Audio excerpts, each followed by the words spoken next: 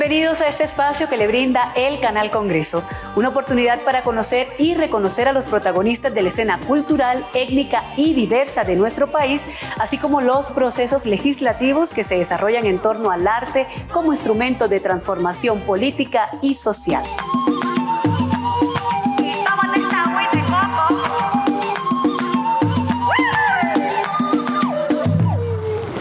En el marco de la conmemoración del Día de la Afrocolombianidad, hemos abierto un espacio con una gran autora para dialogar sobre nuestra identidad y la riqueza literaria y pedagógica que tienen las narrativas afrocolombianas. Bienvenidos, esto es El Congreso es Cultura.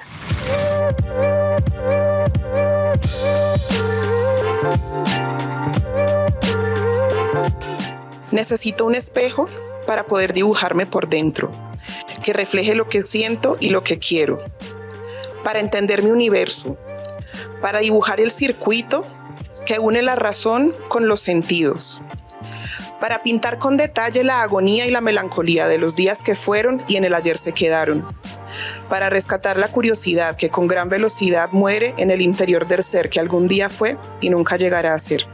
Martina, Bogotá, 2011.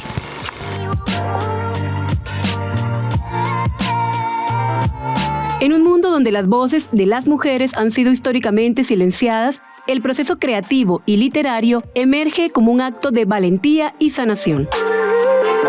Escribir se convierte en un refugio donde las mujeres afrocolombianas pueden reclamar su historia, abrazar su identidad y reivindicar su cuerpo, desafiando las estructuras de poder que han intentado definirlas. A través de la palabra escrita se teje una narrativa propia que no solo resiste, sino que también florece, iluminando caminos hacia la equidad y el reconocimiento.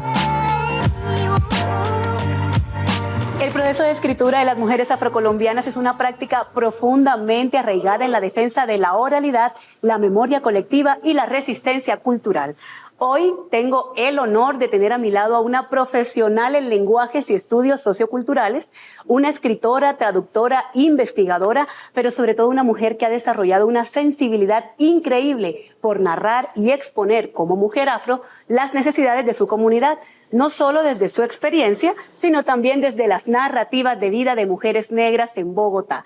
Natalia Santi Esteban Mosquera, qué honor, qué alegría tenerte aquí en el Congreso es Cultura. Muchas gracias, Concha, por la invitación. También es un honor para mí estar aquí acompañándote. Natalia, tengo en mis manos un tesoro, El color del espejo, que como su prólogo lo indica, estriba entre la estética, la subjetividad y la raza. Cuéntanos un poco de esa poesía maravillosa que te inspiró el nombre del libro y cómo fue ese proceso de construcción. Bueno, Concha, pues el proceso de construcción del libro parte de una investigación. Yo estaba haciendo una maestría cuando empecé a hacer esta investigación y de hecho el libro es el resultado de esa tesis, ¿no? La tesis termina convirtiéndose en un libro y publicándose. El interés mío era documentar las experiencias de otras mujeres, ¿no?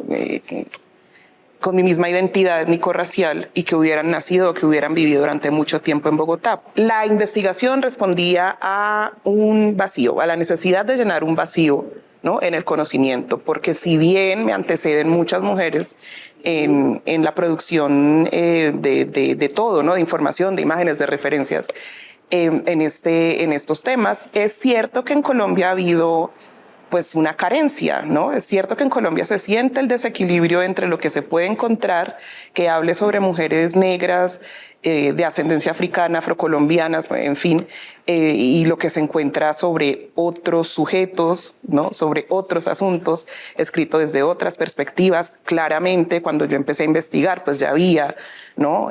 Había sobre todo en la academia libros y había artículos y había publicaciones, ¿no? Que tenían que ver con raza, con etnicidad, con género, sí, pero no había mucho escrito por gente negra. Sí, exacto. No, no había, digamos, sí, no había como un cuerpo, un canon, no había suficiente material escrito por nosotros sobre nosotros. De ahí sale como esa necesidad de plasmar esas nuevas experiencias de la mujer negra en Bogotá. Plasmarlas, sí. Pero además plasmarlas en una perspectiva analítica, con sensibilidad, de modo que otras personas pudieran encontrar respuestas a interrogantes, a inquietudes, a dudas, emociones, en fin, que hubieran vivido, que hubieran experimentado, que hubieran tenido y que no hubieran podido encontrar en otra parte. Y desde esa perspectiva, Natalia, ¿crees importante contribuir a esa línea narrativa de la literatura afro? Yo pienso que la literatura afro no tiene una sola línea narrativa, ¿no? Como ningún otro pues como ningún otro cuerpo de literatura, ¿no? Porque además no se puede tipificar la literatura afrocolombiana. Yo no soy literata y este es mi primer libro. Lo que quiero decir es que no me parece que se pueda tipificar un cuerpo de literatura de acuerdo con su origen étnico-racial o con el origen étnico-racial de quienes la producen. Desde esa perspectiva, ¿no habrían identidades o narrativas que se puedan meter en ese cuadrito de esto es lo que se produce en afrocolombianidad? La afrocolombianidad es tan diversa como el resto de la humanidad, ¿no? Sí, así es. Entonces, pienso que en este momento tiene sentido seguir hablando de literatura afrocolombiana. Bueno, sí, siempre lo va a tener. Me refiero a que si se habla de literatura afrocolombiana es porque ha habido una falta de acceso a la escritura, a la publicación, oportunidad, a los círculos en los que los libros se producen y circulan para las personas afrocolombianas de manera desproporcionada. Entonces, es importante que se abre de literatura afrocolombiana, no queriendo tipificarla ni encasillarla en clichés, en estereotipos, en lugares comunes, sino abriéndoles espacio a las personas que la producen. Y las personas que la producimos, que somos afrocolombianas, podemos venir, ¿no?, con perspectivas muy distintas, incluso a veces opuestas. Sí. Y sin embargo, al compartir toda esta identidad étnico-racial y pues una ancestría y una historia, la perspectiva nuestra va a tener cosas en común. Puede que haya un hilo, lo más probable es que haya un hilo, pero pues ese hilo también se bifurca y se diversifica, ¿no?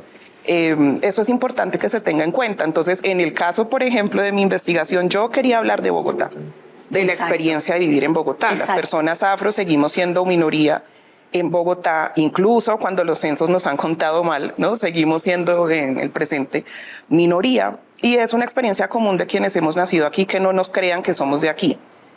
Dicho así, no se le ve mayor trascendencia, ¿no? Pero eso realmente tiene implicaciones en cómo vive uno su día a día aquí. Exactamente. No hay un reconocimiento, o sea, se sigue imaginando la ciudad como un lugar de donde la gente negra no es, al que la gente negra no pertenece, donde está de paso, ¿no? Y suele además estar de paso en condiciones que, pues, de las que también se imagina mucho, ¿no? De las que también se crea mucho estereotipo. Y cuando se relata la historia de Bogotá, no suele ser muy reconocida por lo mismo, ¿no? Por la misma razón. Se perpetúan esos imaginarios. Ok, perfecto. A través de estas historias contadas, puedo ver también que hay un grito y también una necesidad de la reivindicación de las estéticas. Siento que se ha perpetuado ese modelo eurocentrista de belleza, de estética, donde se divorcia mucho esa herencia de nuestro ADN, de nuestra diversidad y, ¿por qué no?, también de nuestra historia. Cuéntanos un poquito de eso. El libro se compone de 4 relatos biográficos que parten de entrevistas que luego se convierten en relatos, ¿no? Yo entrevisté una serie de mujeres y seleccioné de sus relatos, de esas entrevistas algunas, luego las convertí en relatos, etcétera. Entonces el libro básicamente se compone de 4 relatos y de un ensayo que conversa con ellos. Luego los temas del ensayo pues parten de los relatos. Sí. Muchos de los relatos, y yo diría que todos, yo alcancé a entrevistar 13 mujeres en ese momento, en algún punto hablan de imagen corporal, de estética y del asunto de la belleza, de la fealdad, pero sobre todo remiten mucho al reinado de la belleza en Colombia. Claro, porque era como un modelo o era con lo que uno podría verse representado. Sí. Y ahí está como la incoherencia del discurso, ¿no? Algo en lo que podría verse la mujer representada, pero también es que el país representado. Eso me llevó a averiguar muchas cosas sobre el significado del reinado de belleza, el significado histórico y el lugar social que se le asignó durante mucho tiempo. A mí me parece que eso se ha modificado en los últimos, de pronto, 5 años, pero en la época en la que yo estaba creciendo, pues era una institución, básicamente, ¿no? Y no una institución oficial, pero sí una institución, digamos, sí, simbólica, ¿no? Una institución constituida así, pues por la participación de la gente en ese imaginario, por la importancia que la gente le daba, por la cantidad de emociones que eso suscitaba, por la cantidad de gente que eso movilizaba. Entonces, se trata más bien de entender cómo estamos hechos como sociedad a partir del registro de eso, ¿no? De la observación de eso, de bueno, por qué en el 95 el país se paralizaba a la hora del reinado, ¿no? Porque ver el reinado básicamente era como lo mismo que ver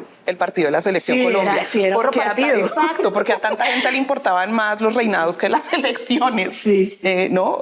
Por ejemplo, cómo se armaban bandos en torno a eso y cómo realmente la gente sí sentía que su cara, o sea, su identidad estaba representada en el reinado, constituida en el reinado y que eso no iba a ser su cara y que eso a nivel mundial, todos. que eso éramos todos, ¿no? Y que ese además era el paradigma para lo que todos teníamos que ser como nación. Entonces, desde esa perspectiva, ¿qué es ser bello en Colombia para Natalia Santiesteban? Esto es rápido, ¿no? Es decir, muy grosso modo estamos saltando sí, porque estamos en unos temas muy profundos. Estamos en temas profundos. Sí, claro, que no se podrían, digamos, definir en una sola respuesta, pero a grosso modo, de esta experiencia tan bonita de que es construir un documento que pueda también hablar de esa estética, de la subjetividad de la belleza. Desde esta experiencia que has tenido, ¿qué es ser bello en Colombia? La experiencia que he tenido, lo que sigo viendo en la calle, ¿no? Porque tú dijiste algo que me pareció muy importante y es que estos cánones eurocéntricos que se encarnan en el reinado y se reproducen, etcétera, y no solamente en el reinado, ¿no? Están divorciados de nuestra diversidad y tal cual. Entonces, no son solo las personas negras, / afrodescendientes, afrocolombianas de la diáspora africana, quienes están en confrontación y en tensión y en relaciones muy opresivas con estos cánones, es todo el mundo.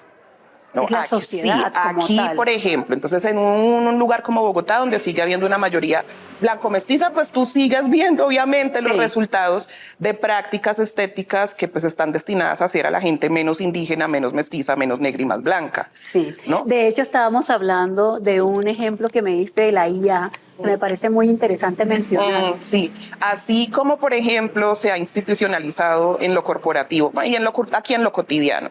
¿No? Donde se estipula qué es lo que debe ser y qué es lo que no debe ser. Que los cabellos oscuros se aclaren, porque no solamente los cabellos afro se alicen, ¿no? Todo lo que no sea liso se alisa y todo lo que no sea rubio se aclara. Todo lo que no sea curvo. Todo lo que no sea curvo se estira, ¿no? Y eso está en un espectro en el que no estamos insertas solamente las personas negras, afrocolombianas, afrodescendientes. Me pasó hace poco que quise generar una foto. Para algo necesité una foto que se viera formal, tipo... Como muy de modesta, ¿no? Sí, ¿no? Como muy de oficina, digamos. Que no es mucho mi estilo, pero necesitaba eso para algo.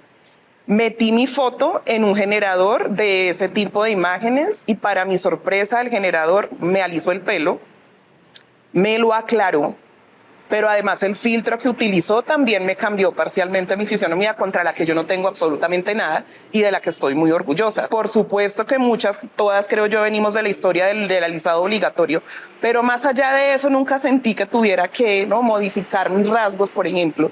Nadie, si a alguien no le parecían, pues no sería problema mío. Sí, exacto, nunca me lo exigí y luego me sorprende que la inteligencia artificial me lo imponga. Pero además, ¿no? Siendo el auge de la inteligencia artificial o llegando el auge de la inteligencia artificial, tampoco tengan tanto después del trabajo que han venido haciendo todos los movimientos sociales, ¿no? Cuando ya está disponible tanta información sobre la importancia de respetarle, la IA debería tener esa información, no sabemos si la tenga, la importancia de respetar los fenotipos miles que hay y de no querer modificarlos comparándolos con un modelo blanco. Y eso sigue pasando. Grave. ¿No? Entonces, ¿qué me está diciendo la inteligencia artificial? Eso es la inteligencia artificial. Entonces, ¿qué me está diciendo? Que como yo nací no se puede ser profesional, que tengo que intentar parecerme a alguien más y que la profesional que yo sea en el momento en que se toma la foto tampoco es suficiente ni es válida. No, y que tu fenotipo no está para encajar en el modelo no para lo que eso, tú quieres. Lo que quiere decir que las personas que lo tienen no van a tener acceso a ese tipo de lugares sin importar las capacidades que tengamos, sin importar la profesional que yo sea en el momento en el que me tomo la foto, ¿cierto? Va a ver esto. va a haber ese filtro abusivo impuesto que yo no he pedido en ningún momento y que estima que lo que a mí me va a representar es un cabello más claro, una nariz X, más allá de lo que diga, por ejemplo, mi hoja de vida, si la foto fuera para una hoja de vida. Las escritoras afrocolombianas han tejido con sus palabras un tapiz vibrante de resistencia, memoria y belleza, reivindicando la riqueza de las raíces y la complejidad de sus identidades. Desde las primeras voces que se alzaron en el siglo XX como Teresa Martínez de Varela, hasta las autoras contemporáneas como Mari Grueso, Obelia Vidal, que siguen iluminando el camino. Su legado es un testimonio de lucha y creatividad. Me gustan las líneas trazadas desde la pastoral social afrocolombiana por la hermana Aida Orobio, tiene unos escritos muy importantes.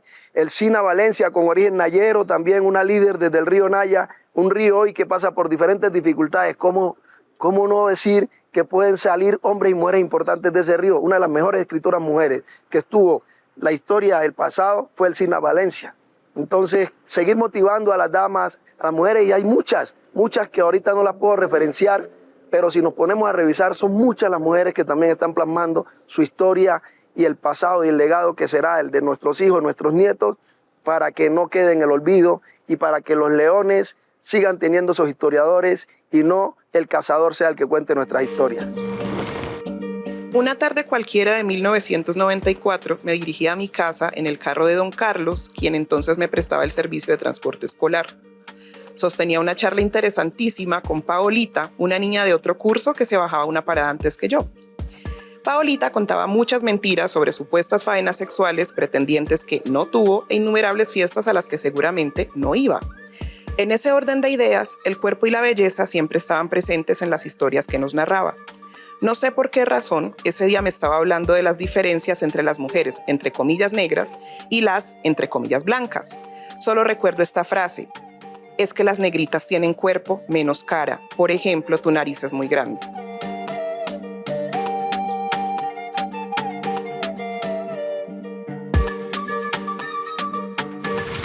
La Ley 397 de 1997 reconoce la cultura como el conjunto de rasgos distintivos, espirituales, materiales e intelectuales que caracterizan los grupos humanos. Adicionalmente, la Ley 1834 de 2017 define las industrias creativas y culturales y establece mecanismos para su promoción y fomento.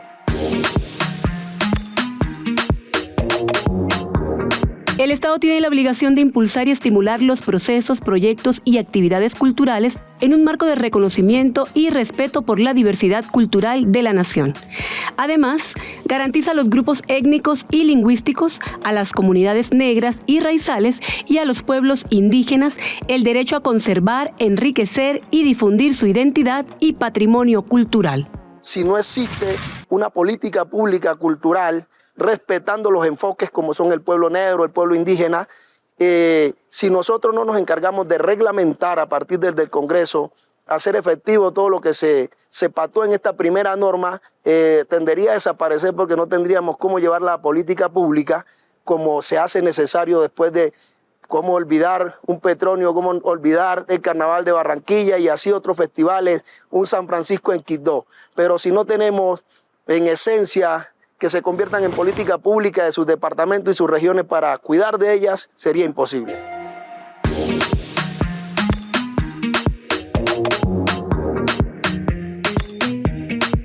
¿En qué momento la sociedad va a empezar a dejar el cliché, como volvemos a hablar, de decir que es un acto político el llevar tus trenzas o el llevar un afro, es un acto de rebeldía, de resistencia, sino en qué momento vamos a entender al otro desde la diferencia y a entender que puede ser él con todo lo genuino, con toda su raíz, con toda su esencia, simplemente ser, en esencia?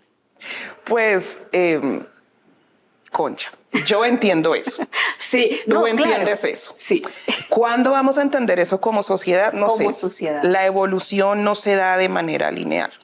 Uno diría que ya deberíamos haberlo entendido. Sin embargo, constructos como el racismo, y que además el racismo no opera solo, sino que está, ¿no? Él se cruza con cosas, otras cosas. El sexismo se cruza con el clasismo, ¿sí, no? Esta cuestión no solamente no opera en el vacío ni opera de modo lineal, sino que pues se cruza con otras cosas y con intereses políticos. Sí. Pues, las élites y los círculos de poder siguen teniendo los mismos intereses porque el racismo, que como dije opera conjuntamente con otros discursos discriminatorios y opresivos, está profundamente anclado y Arraigado. continúa sirviéndoles a ciertos poderes. Sí. Continúa sirviéndoles. Más allá de la élite, o mejor dicho, en otro nivel, que ya es el resto del mundo, pues el racismo está igualmente anclado, continúa sirviendo a los mismos intereses, continúa teniendo fuerza como programación, ¿cierto?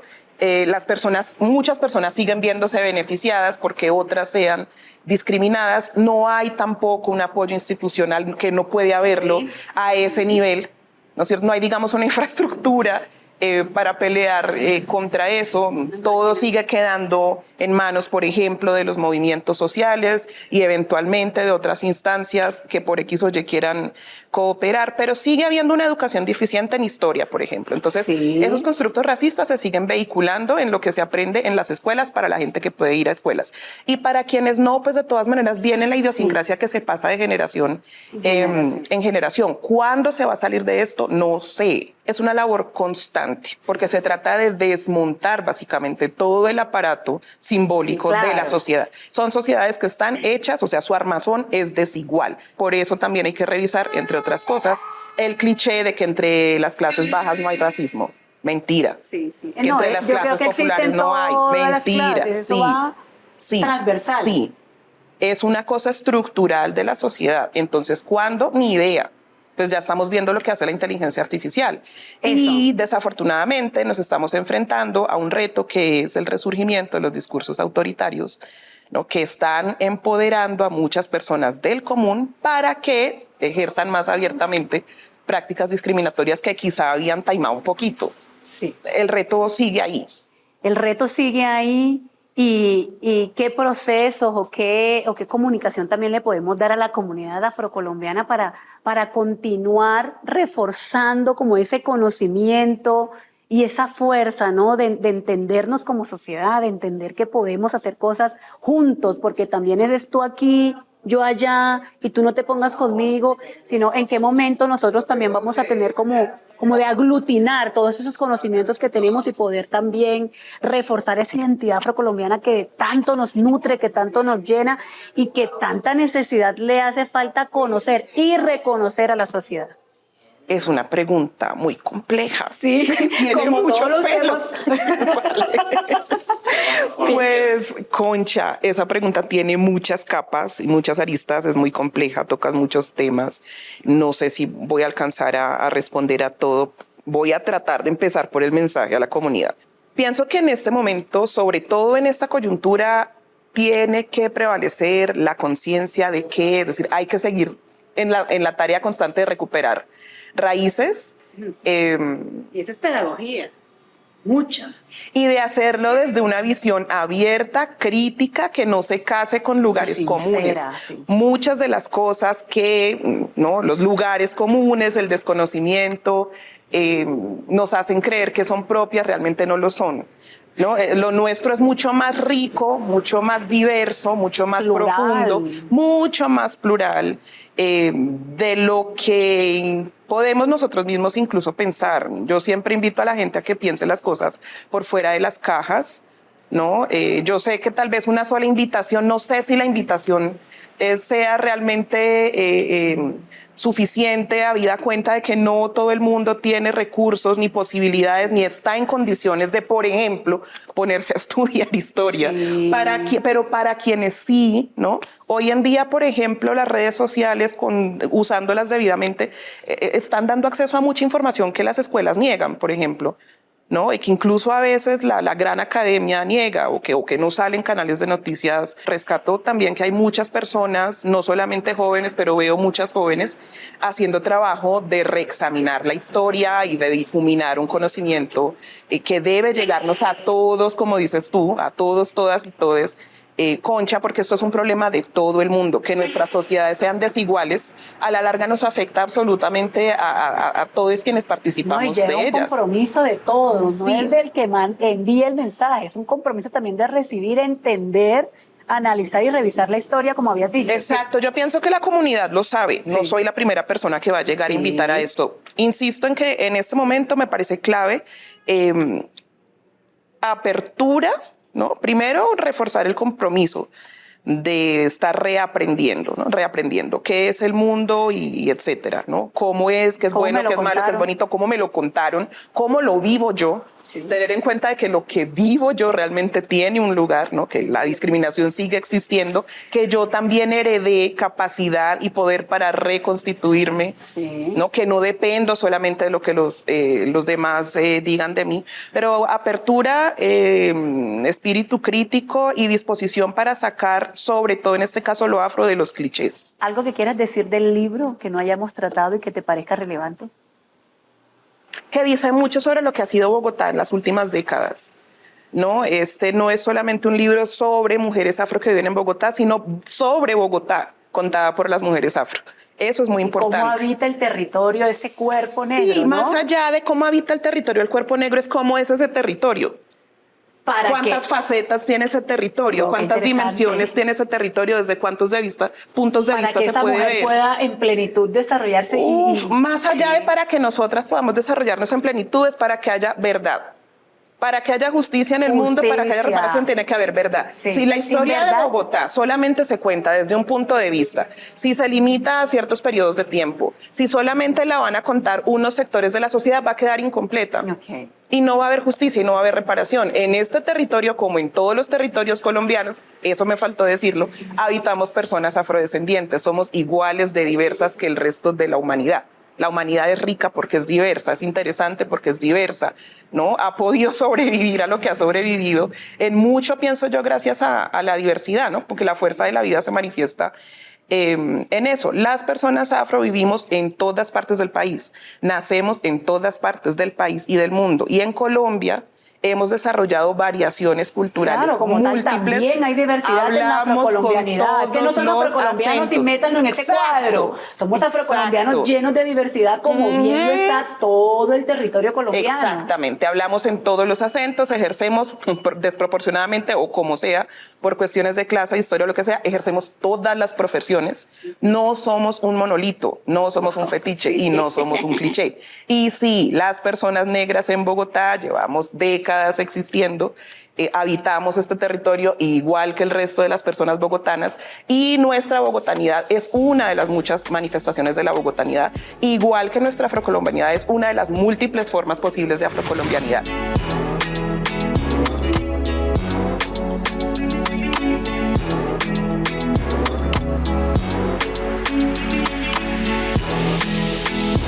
Bueno, hay que escribir con responsabilidad. No podemos escribir sino con el corazón y con el alma, porque así escribieron ellos para que nosotros estuviéramos motivados hoy. ¿Cómo yo no inspirarme en una vida como la de Malcolm X, como la de Nelson Mandela? Si no me lo cuentan, yo no lo viví. Pero si no me lo cuenta alguien, si no lo escribe alguien, no podrían haber sido mis motivaciones. Y muchos que han pasado serán la inspiración de lo que hoy estamos plasmando, en términos políticos, de liderazgo social y económico, cultural. Sí, yo soy del viento y para darte fuego, a eso vengo. Entre palabras y memorias hemos conectado con la riqueza de la narrativa afrocolombiana. Historias tejidas con hilos de identidad, cultura y poesía que nos invitan a reflexionar sobre el valor de nuestra diversidad y nuestra narrativa. Nos despedimos con el compromiso de seguir leyendo, escuchando y celebrando nuestras raíces. Esto es El Congreso es Cultura. A eso vengo.